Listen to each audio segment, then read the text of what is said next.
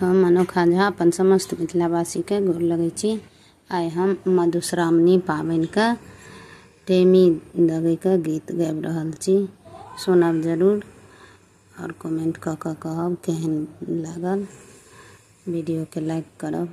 धन्यवाद। जय मिथिला, जय मैथिली। चलू चलू बहिना हकार पुरैले, टुनी दै के बर एलन टेमी दगैले। चलू चलू बहिना हकार पुरैले, टुनी दै के बर एलन टेमी दगैले। सरल बदाम भरल पन पथिया, भरी घरी लै साड़ी तीन पढ़िया।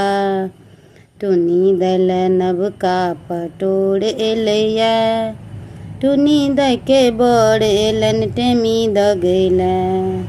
चलू चलू बहिना हकार पुरैले, टुनी दै के बर एलन टेमी दगैले। माटी के साँप बनल अछि करिया, मेनक पात पिठार के अरिपन।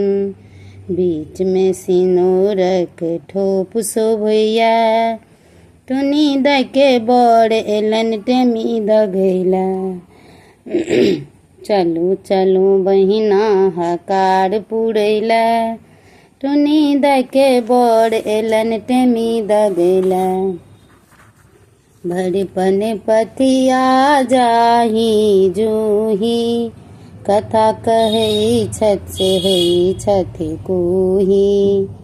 ताही पर ने पूरी के जोड़ एलैया, टुनी दै के बर एलन टेमी दगैले। चलू चलू बहिना हकार पुरैले, टुनी दै के बर एलन टेमी दगैले। लटहा चूड़ा भरी भरी कूड़ा, पाकल केरा सात चंगेरा। छाली वाला दही लै करे जा कटैया, टुनी दै के बर एलन टेमी दगैले। चलू चलू बहिना हकार पुरैले, टुनी दै के बर एलन टेमी दगैले। कनिया माय के घुघना लटकल, पातिल के चौर एलै बिन फटकल। सासू के करेज कठोर लगैया, टुनी दै के बर एलन टेमी दगैले। चलू चलू बहिना हकार पुरैले, टुनी दै के बर एलन टेमी दगैले।